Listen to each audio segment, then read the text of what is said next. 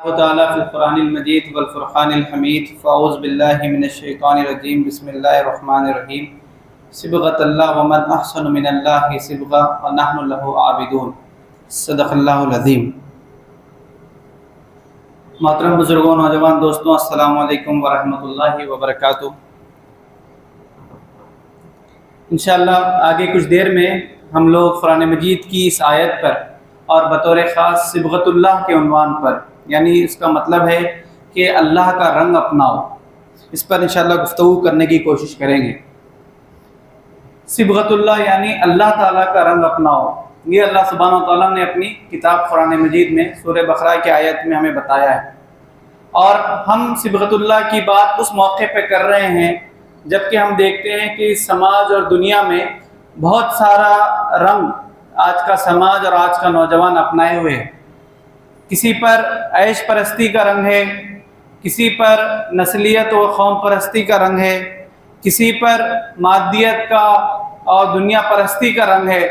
ان تمام رنگوں کو چھوڑ کر SIU اس بات کی طرف دعوت دے رہی ہے اس مہم کے ذریعے کہ ہمارا نوجوان، مسلم نوجوان، وہ اللہ کے رنگ کو اپنائیں۔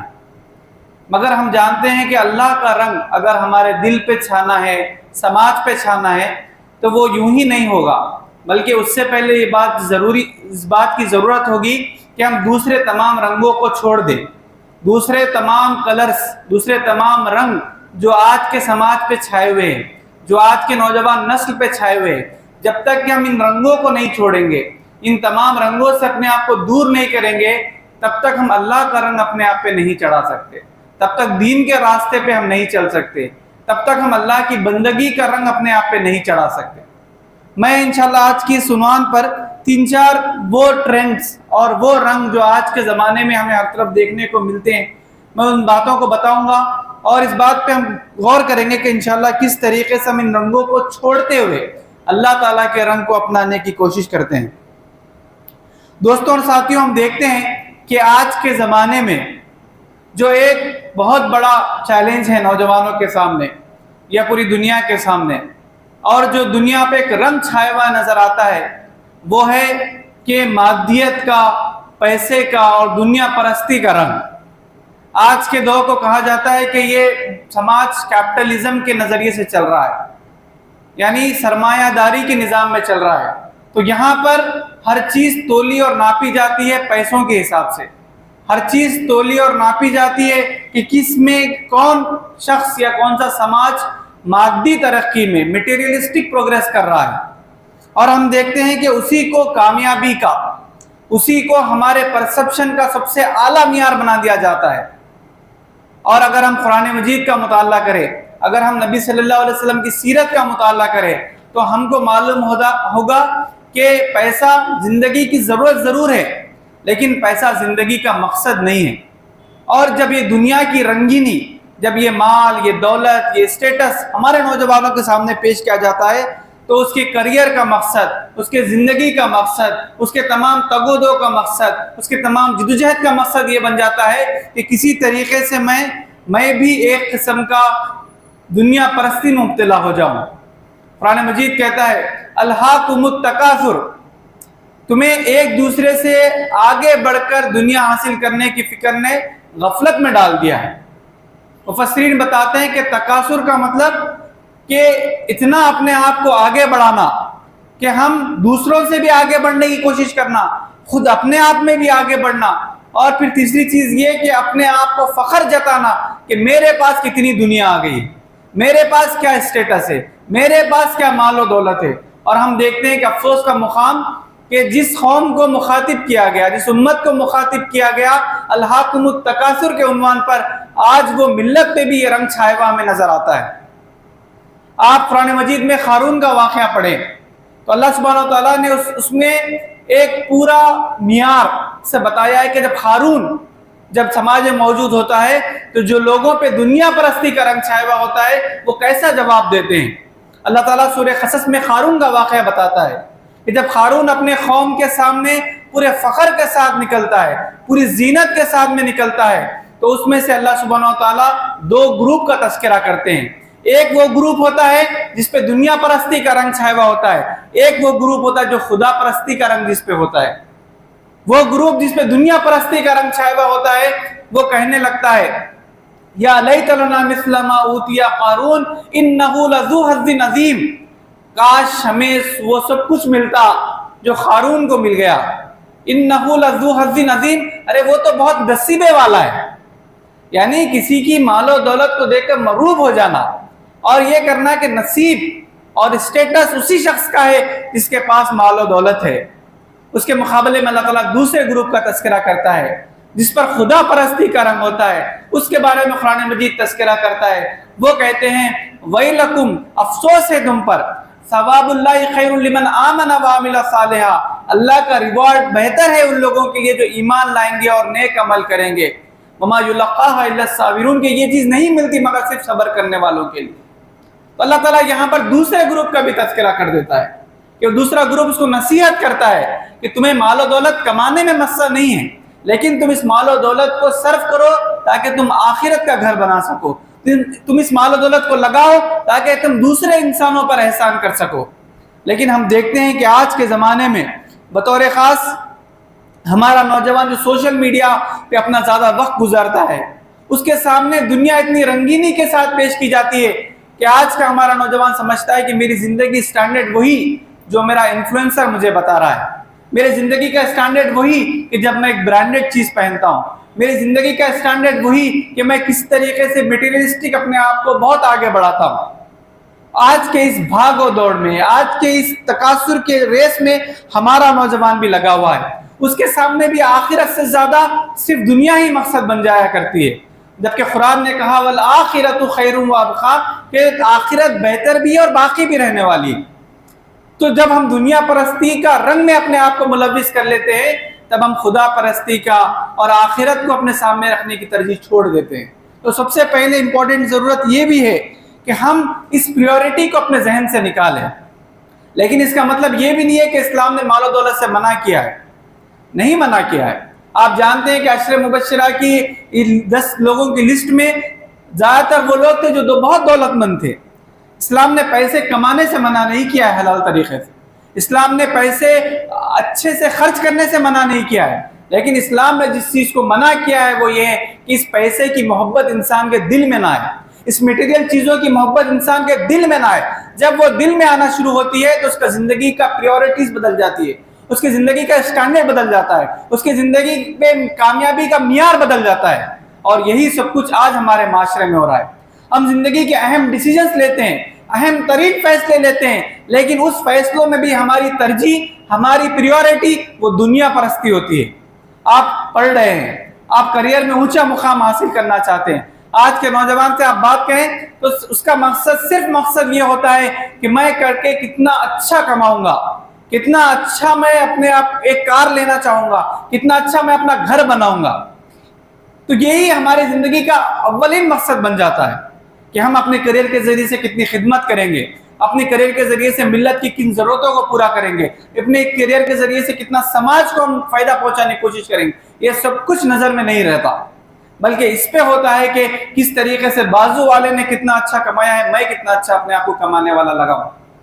زندگی میں جب شادی کا ایک اہم ڈیسیجن لیا جاتا ہے، شادی کا ڈیسیجن لیتے وقت آپ ہمارے بڑوں سے لے کے نوجوانوں تک کی گفتگو سنیے، ہمارا معیار بھی وہی معیار ہوتا ہے جو ایک عام غیر مسلم کا معیار ہوتا ہے، کہ ہم بھی یہی دیکھتے ہیں کہ جو بچہ یا جو لڑکی کا خاندان زیادہ پیسے والا ہے، ہم اس بات کو نہیں دیکھتے کہ دینداری کیا ہے، ہم اس بات کو نہیں دیکھتے کہ اخلاق کا معاملہ کیا ہے، اس بات کو ہم نہیں دیکھتے کہ کس طریقے سے دیگر اخلاقی اوصاف کیا ہے۔ ہمارا بھی اولین پریورٹی میں سب سے اولین لسٹ یہی آتی ہے کہ ہم جب تک سیٹلمنٹ میں نہیں ہو جائیں گے، جب تک کہ ہم اچھا معیار زندگی نہیں بنا لیں گے۔ آج کل شادیوں میں جو ڈیلے ہوتا ہے اس کا بھی ایک بڑا ریزن یہی ہوتا ہے، ہر کوئی ایکسپیکٹ کرتا ہے کہ آپ سیٹلمنٹ میں چلے جائیے، آپ سیٹل ہو جائیے، تبھی جو ہے آپ شادی کر سکتے ہیں۔ ان تمام معیارات نے ہماری سماج کو دنیا پرستی کا رنگ بتایا ہے۔ ہم تقریروں میں تو کہتے رہتے ہیں کہ آسان نکاح کرنا ہے، لیکن مسئلہ یہ ہے کہ ہم پہ جو دنیا پرستی کا رنگ ہے اس کی وجہ سے ہم حلال طریقے کو بھی نہیں اپناتے۔ اور اس کے ساتھ ساتھ آپ دیکھیے کہ یہ مال و دولت کے ساتھ اسٹیٹس کا جو یعنی پاپولرٹی کا جو جنون چھایا ہوا ہے، یہ رنگ نے بھی ہمارے نوجوانوں کو بہت متاثر کیا ہے۔ اس بات کی ایک ریس ہے، ایک دوڑ ہے کہ میں پاپولر ہو جاؤں، میں دنیا میں مشہور ہو جاؤں، میرا اسٹیٹس لوگ ماننے لگے۔ کس طریقے سے میں پاپولر ہو سکتا ہوں؟ تو میں اس میں یہ نہیں دیکھتا ہوں کہ میں خراب چیز کر رہا ہوں یا اچھی چیز کر رہا ہوں، میں اس میں نہیں دیکھتا ہوں کہ میں جو کام کر رہا ہوں وہ اللہ اس کے رسول کو پسند ہے یا نہیں ہے۔ اگر مجھے اس بات میں لائکس ملتے ہیں کہ میں ناچنے میں زیادہ لائکس حاصل کروں تو وہ میں کروں گا، اگر مجھے اس بات پہ زیادہ لائکس ملتے ہیں کہ میں گالیاں دوں تو میں گالیاں دینے میں آگے بڑھ جاؤں گا۔ آج آپ دیکھتے ہیں کہ اسٹینڈ اپ کامیڈین کے نام پر مسلم اسٹینڈ اپ کامیڈین کو آپ سنتے ہیں، جو نام کے تو مسلمان ہوتے ہیں لیکن ان کی زبان اتنی گندی ہوتی ہے، ان کے زبان میں اتنے عام فحش الفاظ استعمال ہوتے ہیں کہ ہمارا نوجوان بھی اس بہاؤ میں بہہ جاتا ہے۔ ہونا تو پاپولر ہے، ہونا تو ہم سب کو مشہور ہونا ہے، ہونا تو ہمیں اس ریس میں لگنا ہے کہ مجھے کس طریقے سے لائک مل سکتے ہیں، میرے کتنے فالوورز بڑھ سکتے ہیں۔ تو اس ریس نے، مال و دولت کی ریس نے، اسٹیٹس کی ریس نے، اس ریس نے ہم کو اللہ سے دور کیا ہے۔ جو صبغت اللہ کا رنگ اپنانا چاہتے ہیں اس کے بجائے ہم نے زمانے کا رنگ اپنا لیا ہے۔ تو یہ سب سے بڑا چیلنج ہے جسے ہمیں ٹیکل کرنا ہے۔ اگر ہم اللہ کا رنگ اپنانا چاہتے ہیں تو ہم اپنے آپ کو اس رنگ میں اپنائیں جو کوالٹیز اللہ تعالیٰ نے بتائی اپنے محبوب بندے کے۔ اللہ کے نبی صلی اللہ علیہ وسلم نے ایک حدیث میں فرمایا، ان اللہ یحب التقی الغنی الخفی، کہ اللہ اس بندے سے محبت کرتا ہے جو متقی ہوتا ہے، اس بندے سے محبت کرتا ہے جو غنی ہوتا ہے، اس بندے سے محبت کرتا ہے جو خفی ہوتا ہے، ان نوٹس ہوتا ہے۔ یعنی تین کوالٹیز بندے مومن کے بتائے گئے۔ ایک وہ جو اللہ تعالیٰ سے خوف رکھے، اللہ تعالیٰ کے باؤنڈریز میں رہے۔ دوسرا وہ جو دنیا سے بے نیاز رہے، دنیا سے، لوگوں کے شہرت سے، لوگوں کے مال و دولت سے، ان سب سے اپنے آپ کو وہ بے نیاز رکھے۔ اور تیسری بات بتائی گئی کہ خفی ہوتا ہے، لوگ تو دنیا میں اس کو بڑا رتبہ نہیں دیں گے، اس کے نام کے پوسٹر اور شہرت تو نہیں ہوگی، لیکن اللہ تعالیٰ کو اتنا پسند ہوگا کہ اللہ تعالیٰ اس کو اتنا بڑا درجہ دیں گے کہ اللہ کے نبی نے دوسری حدیث میں بتایا کہ اگر وہ قسم کھاتے تو اللہ تعالیٰ ان کی قسم کی لاج رکھ لیتا ہے۔ تو ہمیں ان کردار والے نوجوانوں کی ضرورت ہے کہ جو دنیا کی شہرت سے بے نیاز ہو کر اللہ کے بن کر رہیں، اللہ کے دین کے کام میں اپنے آپ کو لگائیں۔ جب تک ہم ان چیزوں کو نہیں چھوڑیں گے تو یہ وہ پیروں کی بیڑیاں ہوں گی جو ہم کو دین کے کام میں بھی آگے نہیں لے جائے گی۔ لوگ قربانی کیوں دیں گے؟ جب ان کو کریئرزم ہی سب کچھ ہوگا، جب ان کو دنیا پرستی اور شہرت پرستی سب کچھ ہوگی تو وہ دین کا کام کیوں کریں گے؟ دین کا کام تو ان کو لگے گا بھائی میں دین کے کام کرنے مجھے کیا فائدہ ہو رہا ہے، دین کے کام کرنے میں مجھے کیا اسٹیٹس مل رہا ہے، دین کے کام کرنے میں مجھے کیا لائکس مل رہے ہیں، دین کے کام کرنے میں لوگ مجھے کیا شہرت دے رہے ہیں۔ اگر یہ سب کچھ مقصد ہوگا تو ہم دین کا کام نہیں کر سکتے۔ قرآن نے کہا لن تنالوا البر حتى تنفقوا مما تحبون، تم نیکی تک نہیں پہنچ سکتے جب تک کہ ان چیزوں کو قربان نہ کرو جو تمہیں محبوب ہو۔ تو یہ سب سے پہلا رنگ ہم کو چھوڑنا ہوگا، وہ دنیا پرستی کا، مال و عزت کا رنگ ہے، جو ہم مال و شہرت کا رنگ ہے جو ہم چاہتے ہیں۔ دوسری جو چیز جو آج کے نوجوانوں میں ہمیں پنپتی ہوئی اور گروتھ ہوتی ہوئی محسوس ہوتی ہے وہ ہے نفس پرستی اور لذت پرستی کا رنگ، کہ آج کے دور میں ایک خدا جسے ہم نے بنا لیا ہے، آج کا نوجوان بنایا ہے، آج کی مغربی تہذیب نے بنایا ہے، اور وہ ہے لذت پرستی، وہ ہے نفس پرستی۔ قرآن مجید نے اس کی طرف اشارہ کیا تھا اور بتایا افرأیت من اتخذ الہہ ہواہ، کیا تم نے اس شخص کے حال پہ غور کیا جس نے اپنے خواہشات نفس کو اپنا خدا بنا لیا؟ یعنی ہمارے ابھی کے زمانے میں جو خدا ہے وہ پتھروں کا بت نہیں ہے، بلکہ وہ ہے کہ آپ کے نفس کا، اپنے ڈیزائرز کا خدا۔ مجھے جو پسند ہے میں وہ کروں گا، یا مجھے جو پسند ہے میں وہ کروں گی۔ آج آپ سلوگن سنتے ہوں گے، لبرلزم کے نام پہ یہ سلوگن سنایا جاتا ہے کہ مائی باڈی مائی چوائس، میرا جسم ہے اور میری مرضی ہے، میری چوائس سب کچھ بن چکی ہے۔ یعنی مجھے میرے نفس کو جو پسند ہے وہی میری ترجیح ہوگی، نہ مجھے اس سے مذہب روکنا چاہیے، نہ مجھے اس سے حکومت روکنا چاہیے، نہ مجھے اس سے بڑے روکنا چاہیے، نہ مجھے اس سے دین روکنا چاہیے، کوئی چیز میرے بیچ میں نہیں آنا چاہیے، بلکہ میری خواہشات، میرے ڈیزائرز، میرا نفس، میری لذت، وہ سب کچھ مقصد بن چکی ہے۔ اور اسی کے نام پر آپ دیکھتے ہیں کہ فحاشی اور بے حیائی کا طوفان ہے جس سے ہمارے نوجوانوں کا سامنا ہے، اور ہمارے نوجوان بھی سوشل میڈیا کلچر سے متاثر ہو کر جانے اور انجانے میں یا تو عام طریقے سے یا تو چھپ کے طریقے سے ان راستوں کو اپناتے ہیں۔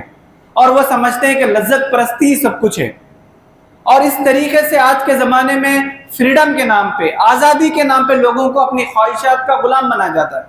لوگ سمجھتے ہیں ہم آزاد ہیں، لیکن آزادی اصل میں وہ آزادی ہے جس سے وہ خواہشات کے غلام بن جاتے ہیں. اپنی خواہشات کے اتنے بے بس غلام بن جاتے ہیں، اور وہ سلوگن میں تو کہتے ہیں کہ ہم آزاد ہیں، لیکن وہ دراصل میں آزادی نہیں ہوتی، بلکہ وہ آزادی اپنی خواہشات کی غلامی میں ہوتی ہے. بطور خاص آج کے نوجوان کو جو سامنا ہے، آج سے صرف 15-20 سال پہلے آپ چلے جائیے. 15-20 سال پہلے بھی اگر آپ دیکھیں، جبکہ انٹرنیٹ کا زمانہ اتنا آگے نہیں بڑھا تھا، جبکہ آپ کے پاس اور میرے پاس اسمارٹ فون نہیں تھا، سوشل میڈیا نہیں تھا، جب یہ سب کچھ نہیں تھا تو ہمارے نوجوانوں کو جو کلچر متاثر کرتا تھا وہ اپنا مقام کا کلچر ہوتا تھا. اگر آپ کریم نگر میں رہتے ہیں تو آپ کو کریم نگر کا کلچر متاثر کرے گا، یہاں کے مسجد کا کلچر متاثر کرے گا، بزرگوں کے تقریروں کا متاثر کرے گا، آپ کے خاندان کا متاثر کرے گا، آپ کے محلے کا کلچر متاثر کرے گا. اچھا ہے یا برا، لیکن وہ کلچر ہم پہ امپیکٹ کرتا تھا. اور مسلم سماج میں تو عام طور پہ ایک اچھا کلچر ہوا کرتا تھا جو ہم کو متاثر کرتا تھا. لیکن آج کے نوجوان کے سامنے یہ کلچرل باؤنڈری نہیں رہی ہے، یہ تہذیبی حصار ختم ہو چکا ہے. ہمارا نوجوان چھوٹی عمر سے لے کر یا پھر چھوٹے بچے سے لے کر نوجوان تک وہ ایک بہت ہی ڈیفرنٹ کلچر میں جیتا ہے. ضروری نہیں ہے کہ وہ کریم نگر میں ہو تو اس کو کریم نگر کا کلچر متاثر کرے. اس کے پاس اسمارٹ فون موجود ہے، اس کے پاس یوٹیوب موجود ہے، اس کے ذریعے سے وہ یہاں رہتے ہوئے بھی نیو یارک کے، لندن کے گلیوں میں گھوم سکتا ہے. وہاں کا کلچر اس کو متاثر کرتا ہے، پڑوسی ملک کے ڈرامے اس کو متاثر کرتے ہیں. اور اس طریقے سے کہ اس کو اپنے کلچر کا، اسلامی کلچر کا، مذہبی کلچر کا کوئی پاس و لحاظ نہیں ہوتا.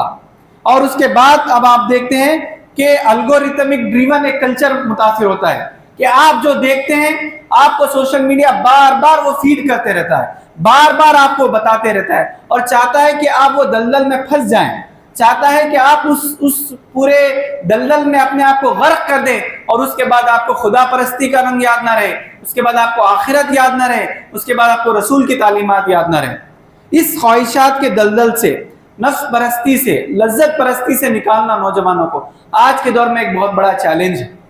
اور اسی کے لیے عیسائیوں نے اس بات کا نعرہ دیا کہ حیا ہی زندگی ہے، حیا زندگی ہے. اس عنوان سے ہم نے ملک بھر میں مہم چلائی اور نوجوانوں کو بتایا کہ تمہاری اصل زندگی یہ بے لگام آزادی میں نہیں ہے، بلکہ تمہاری اصل زندگی حیا والی زندگی ہے، تمہاری اصل زندگی وہ تقویٰ والی زندگی ہے.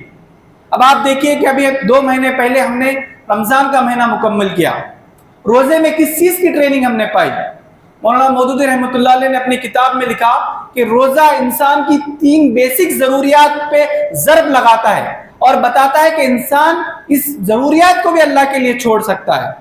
ہماری سب سے پہلی ضرورت ہوتی ہے کھانا اور پینا.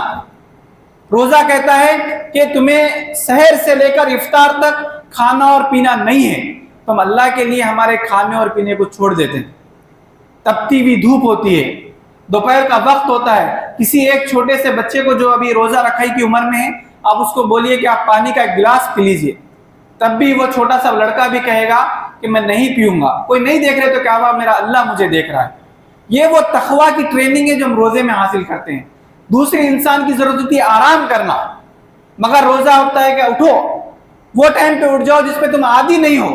اٹھو اور اٹھ کے سحر کرو، اٹھو اٹھ کے قیام اللیل کرو، اٹھو اٹھ کے آپ اپنے فجر کی نماز پڑھو. تو یہ جب آپ اٹھتے ہیں تو اللہ تعالیٰ آرام کی بیسک ضرورت پہ بھی ضرب لگاتا ہے.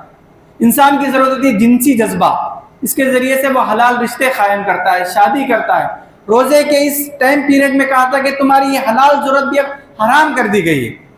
تو اس بیسک حلال چیزوں کو بھی چھوڑ کر اللہ تعالیٰ یہ ٹریننگ ہم کو دیتا ہے کہ روزہ صرف ایک ریچول نہیں ہے، صرف ایک رسم نہیں ہے، بلکہ فرمایا کہ لعلکم تتقون، تاکہ تم تقوی والے بن جاؤ. اور جب تم روزے کی ٹریننگ کو مکمل کر لو تو باقیہ 11 مہینے تم حرام چیزوں سے دور رہو. حلال تو تم کر سکتے ہو لیکن حرام چیزوں سے دور رہو. دوستوں اور ساتھیوں، کیا وہ روزے کی اسپرٹ آج بھی ہمارے پاس ہے؟ کیا آج بھی ہم، جبکہ ہم نے حلال چیزوں کو بھی چھوڑ دیا تھا، کیا ہم حرام چیزوں سے بچ پاتے ہیں؟ آج کے نوجوان کا بڑا ٹاسک یہی ہے کہ اس کو چیزوں سے بچنا زیادہ ضروری ہے. اللہ کے نبی صلی اللہ علیہ وسلم سے ایک مرتبہ پوچھا گیا کہ عبادت گزار کون ہے؟ سب سے بڑا عبادت گزار کون ہے؟ اللہ کے نبی صلی اللہ علیہ وسلم نے بتایا کہ جو حرام چیزوں سے اپنے آپ کو بچاتا ہے وہ سب سے بڑا عبادت گزار ہے۔ تو آج کے اس ایکسیسیبلٹی کی دنیا میں سب کچھ، ہر چیز ہمارے ایک فنگر ٹپ پہ لا کے رکھ دی گئی ہے، ہر چیز ہمارے سامنے دسترخوان کی طرح لا کے سجا کے رکھ دی گئی ہے۔ آج کے مسلم نوجوانوں کے لیے بڑا ٹاسک یہی ہے کہ وہ کیسے اپنے آپ کو بچاتے ہیں، کس طریقے سے وہ گناہوں کی اس جھاڑیوں میں اپنے آپ کو تقویٰ کے راستے پہ لے کے چلتے ہیں۔ یہ ایک بڑا چیلنج ہے جس پہ عیسائیت دعوت دیتی ہے کہ اپنے آپ کو حرام سے بچائیں، اپنے آپ کو نفس پرستی اور لذت پرستی سے بچائیں، تب اللہ کا رنگ ہم پہ چڑھ سکتا ہے، تب اللہ کا تقوی کا رنگ ہم پہ چڑھ سکتا ہے، ورنہ اس کے بغیر اللہ تعالیٰ کا رنگ اور تقوی کا رنگ اپنے آپ پہ نہیں چڑھا سکتے۔ تیسری چیز جس کا رنگ ہمارے عام طور پر مسلم نوجوانوں میں پایا جاتا ہے، جس سے ہمیں بچنا ہے، وہ ہے کہ ہمارے پاس جب دین کے لیے لوگ انٹرسٹڈ ہو جاتے ہیں، کچھ کرنا چاہتے ہیں، تو ہم پہ ایک اور ٹریپ ہوتا ہے جس میں ہمارے نوجوان پھنس جاتے ہیں، وہ ہے مسلک پرستی یا قوم پرستی کا رنگ۔ کہ ہم پہ یہ ہوتا ہے کہ جب دین کا کام کرنے کے لیے کچھ نوجوان ایکٹیو ہوتا ہے، کچھ کرنا چاہتا ہے، تو مسلک کی ایک فروعی بحثوں میں، مائنر بحثوں میں اس کو لگا دیا جاتا ہے کہ دین کے جزیات کے نام پر آج کل سوشل میڈیا کنٹینٹ بھی اس حساب سے فراہم کر دیا جاتا ہے کہ نوجوان سمجھتا ہے کہ میرا دین کا کام کیا ہے، میرے دین کا کام کرنا یہ ہے کہ میں لوگوں کو چھوٹی چھوٹی فقہ کی بحثوں میں لگا دوں، اس بات کے لیے بحث کروں کہ رفع دین ضروری ہے یا نہیں ہے، اس بات کے لیے پوری بحث اپنے آپ کو لگا دوں کہ تراویح میں مجھے 8 رکعت پڑھنا ہے یا 20 رکعت پڑھنا ہے، اس بات کے لیے میں لگا دوں کہ کون سا فرقہ صحیح ہے، کون سا فرقہ غلط ہے۔ آپ دیکھیے کہ نوجوانوں میں سوشل میڈیا کنٹینٹ کے ذریعے سے یہ بھی ایک چیز کو فروغ دینے کی کوشش ہو رہی ہے کہ ہماری مسجد الگ ہے، ہمارا مسلک الگ ہے، ہمارے علماء الگ ہے، تم ہمارے علماء کو سنو، دوسرے علماء کو مت سنو، تم ہماری مسجد میں آؤ، دوسری مسجد میں مت جاؤ، تم ہمارے فرقے کو اگر فالو نہیں کرو گے تو گمراہ ہو جاؤ۔ یہ مسلک پرستی کا رنگ بھی ہم کو غلط راستے پہ لے کے جاتا ہے۔ ہم دین کے نام پہ کام کرنا چاہتے ہیں، لیکن دین کے نام پہ بھی چھوٹی چھوٹی بحثوں میں ہم کو لگا کر دین کے اصل چیز سے، معروف کا حکم دینا، نیکی کا حکم دینا، برائی سے روکنا، ان سب سے، اس کام سے ہمیں دور کر دیا جاتا ہے۔ یہ جو آیت ہے صبغت اللہ کی، اس سے پہلے اللہ تعالیٰ نے 2 امتوں کی گمراہیوں کا تذکرہ کیا ہے، اس میں سے ایک ہے یہودی اور دوسرے نصرانی۔ آپ جانتے ہیں کہ یہودی قوم کیوں گمراہ ہو گئی تھی؟ یہودیوں کا ایک بڑا مسئلہ یہ تھا کہ یہودیوں کو اللہ تعالیٰ نے توریت دی تھی، آسمانی کتاب دی تھی، مگر انہوں نے اس توریت کو چھوڑ کر ایک تلمود کے نام پہ اپنا پورا ایک فقہی لٹریچر کو انہوں نے ڈیولپ کیا، اور توریت کے مقابلے میں، آسمانی کتاب کے مقابلے میں وہ پورے تلمود کی بحثوں میں لگ گئے۔ ان کو یہ بات کی فکر نہ رہی کہ اللہ نے ہمیں کیا حکم دیا ہے، بلکہ اس بات کی جھگڑا رہا کہ ہمارے علماء کیا کہتے ہیں۔ جب وہ بحثوں میں پڑ گئے اور جب حضرت عیسیٰ علیہ السلام کو اللہ تعالیٰ نے بھیجا، حضرت عیسیٰ علیہ السلام آ کر اس قوم کی گمراہیوں کو متنبع کیے اور انہوں نے کہا کہ تمہارا کیا حال ہے کہ تم مچھروں کو تو چھانتے ہو لیکن اونٹ کو نگل جاتے ہو۔ یہ حضرت عیسیٰ علیہ السلام کا بہت مشہور قول ہے۔ حضرت عیسیٰ علیہ السلام کہا کرتے تھے تمہارا حال یہ ہے کہ تم مچھروں کو چھانتے ہو، چھوٹی چھوٹی چیزوں میں اپنی پوری طاقت لگا دیتے ہو، لیکن دین کے جو بڑے احکام ہیں، دین کے جو اصل احکام ہیں، وہ تم آسانی سے اس کا پامال کر دیتے ہو، آسانی سے اپنے آپ کو اس میں ختم کر دیتے ہو، اس کا کوئی پرواہ تم نہیں کرتے۔ یہ بھی ایک ٹریپ ہے، یہ بھی ایک رنگ ہے جس سے ہمارے مسلم نوجوانوں کو نکالنے کی ضرورت ہے۔ یا میں نے جیسے کہا کہ قوم پرستی کا رنگ بھی مسلمان نوجوانوں پہ چھا جاتا ہے۔ آج اب دیکھتے ہیں کہ امت مسلمہ پہ ظلم ہو رہا ہے، امت مسلمہ پہ ہندوستان میں یا دیگر ممالک میں بھی ہم ظلم کی داستانیں سنتے ہیں، اور ہم پہ ایک فطری طور پہ غیرت جاگتی ہے، ہم کو امت کے لیے درد پیدا ہوتا ہے۔ یہ اچھی چیز ہے، امت سے ہمیں محبت ہے، یہ بھی بہت اچھی چیز ہے، اور امت کو ہم اس ظلم سے نکالنے کی کوشش کرتے ہیں، یہ بھی اچھی چیز ہے۔ لیکن ہوتا یہ ہے کہ جب یہ بھی حد سے گزر جاتا ہے تو ہمارے مسلم نوجوانوں پہ ایک قوم پرستی کا رنگ آتا ہے۔ اب ہم سوچنے لگتے ہیں کہ ہماری ملت، ہماری امت کے لیے ہم سب کچھ حدود کو چھوڑ دیں گے۔ اگر یہ ہوتا ہے کہ ہم دوسرے گروپ میں ظلم دیکھتے ہیں تو ہم چاہتے ہیں کہ ہم بھی ظلم کرنے والے بن جائیں۔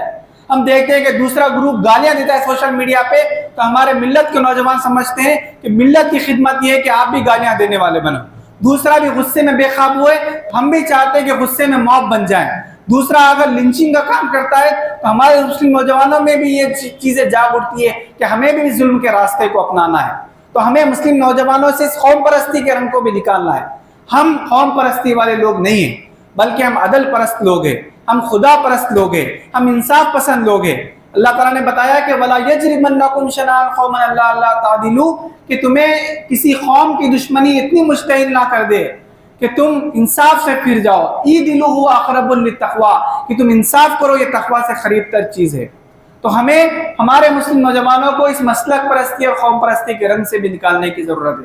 آخری چیز جس کی طرف میں اشارہ کرتے ہوئے اپنی گفتگو کو اختتام کی طرف لے کر جاتا ہوں. آج کے دور میں اب دیکھتے ہیں کہ نسل پرستی اور وطن پرستی کا بھی ایک رنگ چھایا ہوا ہے. آپ ملک بھر دنیا بھر کے حالات دیکھتے ہوں گے سوشل میڈیا پر. آپ دیکھتے ہیں کہ اسرائیل اور امریکہ کی طرف سے جو نسل پرستی کا طوفان ہے کہ کس طریقے سے وہ چاہتے ہیں کہ دنیا کو غلام بنایا جائے. وہ سمجھتے ہیں کہ صرف ایک نسل ہے جس کو خدا نے پسند کیا تھا، وہ یہودی نسل ہے، اور وہ چاہتے ہیں کہ تمام انسان دوسرے درجے کے لوگ ہیں. انسان نہیں، اصل تو ہم نسل ہے جو خدا کے پاس چوزن لوگ ہیں. تو اس نسل پرستی کے اس غرور نے انسانوں کا قتل عام کروایا. اس نسل پرستی کے غرور نے انسانوں پہ بمباری کرنے کو جائز کر دیا. اس نسل پرستی کے غرور نے چاہا کہ تم بچیوں کا بھی قتل عام کرتے ہو، بچیوں کی عصمت دری کرتے ہو، لیکن پھر بھی تم دنیا کے ہیرو مانے جاتے ہو. تم دوسرے انسانوں کے ساتھ کچھ بھی کر لو، لیکن تمہاری نسل اصل میں صحیح نسل ہے. اس نسل پرستی کے غرور نے آج انسانوں کے سامنے بے شمار مسائل لا کے کھڑے کر دیے گئے. آپ جانتے ہیں کہ فلسطین میں کیا ہوا؟ یہ 2 سال تک ظلم اور بربریت کا ننگا ناچ کیا گیا. یہ بھی نسل پرستی کی وجہ سے ہوا. وہ سمجھتے ہی نہیں کہ فلسطین بھی انسان ہے، وہ سمجھتے ہی نہیں کہ ایران کے لوگ بھی انسان ہیں، وہ سمجھتے ہی نہیں کہ ایران کے بچیوں کا مرنا بھی کوئی سانحہ ہے. اس کے مقابلے میں یورپ میں اگر ایک چھوٹا بھی نقصان ہو جائے پوری دنیا کو وہ تلملا اٹھیں گے. یہ جو نسل پرستی کے غرور رکھنے والے لوگ آج جو دنیا پہ حکومت کر رہے ہیں وہ کیا حالت کر رہے ہیں.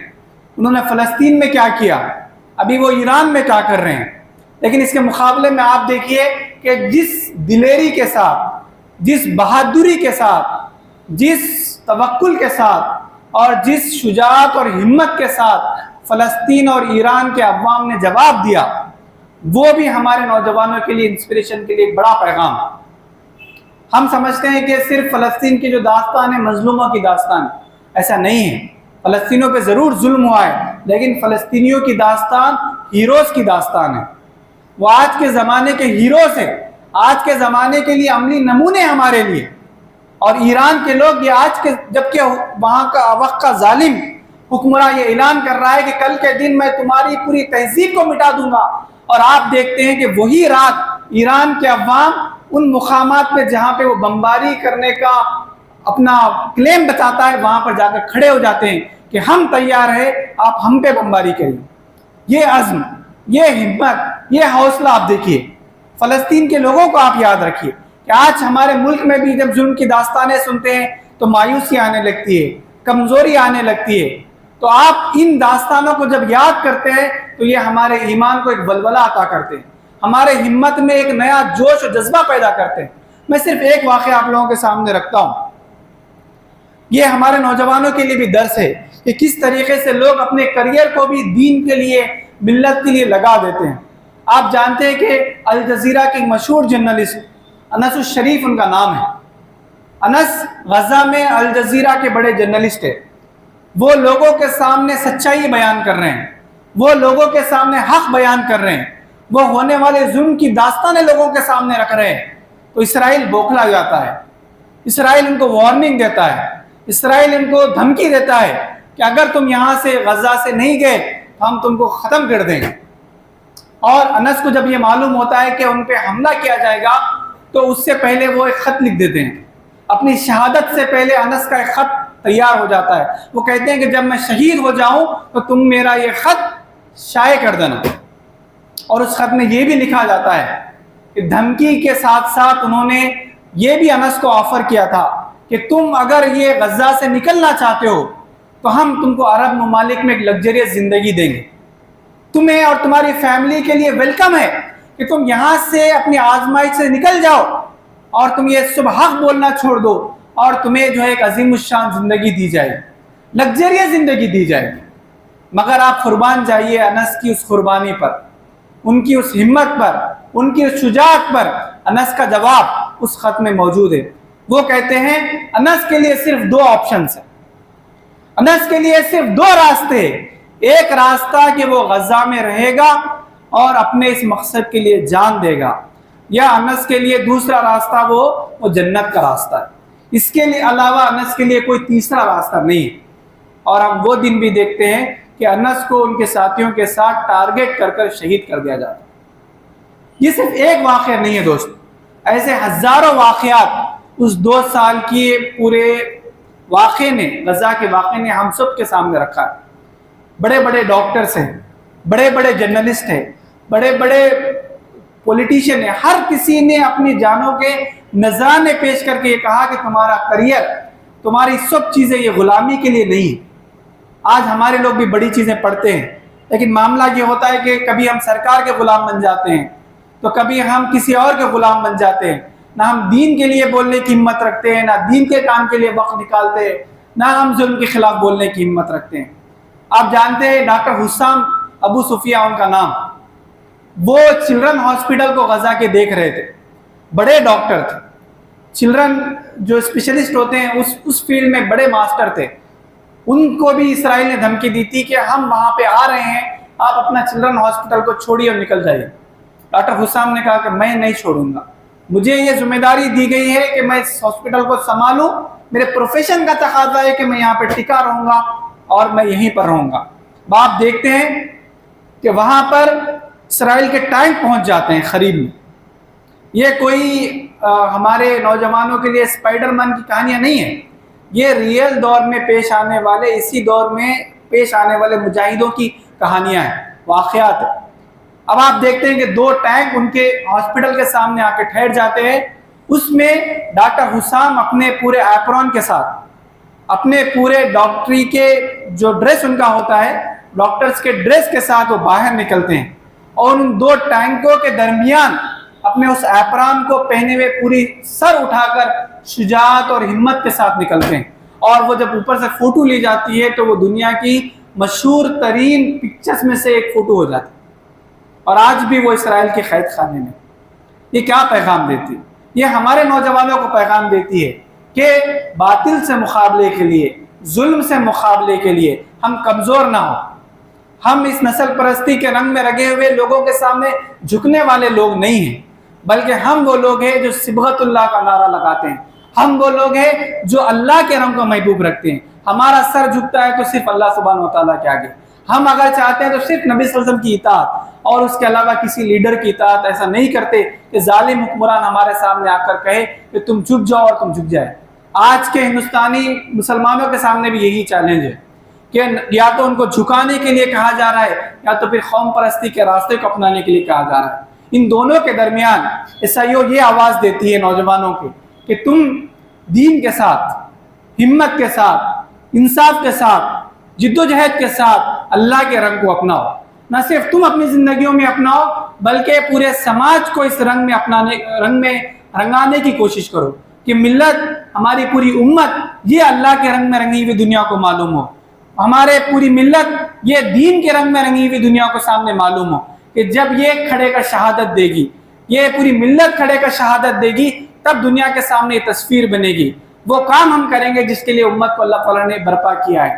کہا ہے وَكَذَلِكَ جَعَلْنَاكُمْ أُمَّةً وَسَطًا لِتَكُونُوا شُهَدَاءَ عَلَى النَّاسِ۔ ہم نے تمہیں برپا اس لیے کیا ہے کہ ساری انسانیت کے سامنے تم اس رنگ کو پیش کرنے والے بنو، اس دین کو پیش کرنے والے بنو، اس دین کے علمبردار بنو، لوگوں کو چلتا پھرتا اسلام نظر آئے، صرف تقریروں سے نہیں، صرف تحریروں سے نہیں۔ وہ تو لوگوں کو آن لائن بھی مل جائے گا۔ اصل چیز جو دنیا چاہتی ہے، آپ کو بدنام کرنے پہ تلی ہوئی ہے، وہ یہ چاہتی ہے کہ ایک مسلم پروفیشنل کا کردار دیکھے، وہ چاہتی ہے کہ مسلم سماج کا کردار دیکھے، وہ چاہتی ہے کہ مسلم فیملیز کا کردار دیکھے۔ اور وقت اس بات کی طرف ہمیں دعوت دیتا ہے کہ ہم سب مل کر اس شہادت کے کام کے لیے آگے بڑھیں، ہم اللہ کے رنگ کو اپنانے والے بنیں، ہم اللہ کے رسول کی اطاعت کرنے والے بنیں، ہم آخرت کی تڑپ کے ساتھ زندگی گزارنے والے بنیں۔ جب ہماری یہ زندگیاں ہوں گی، جب ہم انفرادی اور اجتماعی طور پر شہادت پیش کریں گے، تب اللہ سبحانہ و تعالیٰ کا وعدہ ہے یا ایھا الذین آمنوا ان تنصروا اللہ ینصرکم ویثبت اقدامکم، اگر تم اللہ کی مدد کرو گے تو اللہ تعالیٰ تمہاری مدد کرے گا اور تمہاری قدموں کو جگہ دے گا۔ اسی عنوان کے ساتھ سیو تلنگانہ نے ریاست بھر میں اس مہم کا آغاز کیا ہے کہ صبغۃ اللہ، کہ ہمارے نوجوان اللہ کے رنگ کو اپنانے والے بنے۔ نہ صرف نوجوان انفرادی زندگی میں بلکہ ہمارا پوری امت بھی اس رنگ کو جب اپنائے گی تو اللہ سبحانہ و تعالیٰ آگے بڑھ چڑھ ان کی مدد کرے گا۔ اللہ سے دعا ہے کہ اللہ سبحانہ و تعالیٰ ہم سب کو اس بات کی توفیق عطا فرمائے کہ ہم نہ تو نفس اور شیطان کے رنگ کو اپنانے والے بنے، نہ ہی دنیا پرستی کا رنگ اپنانے والے بنے، نہ ہی مسلک پرستی کے رنگ کو اپنانے والے بنے، بلکہ ان سب کو چھوڑ کر ہم اللہ کے رنگ کو اپنانے والے بنے۔ اللہ تعالیٰ ہم سب کو عمل کی توفیق عطا فرمائے۔ رب اغفر وارحم وانت خیر الراحمین۔ سبحان ربک رب العزت عما یصفون، السلام علی المرسلین والحمد للہ رب العالمین۔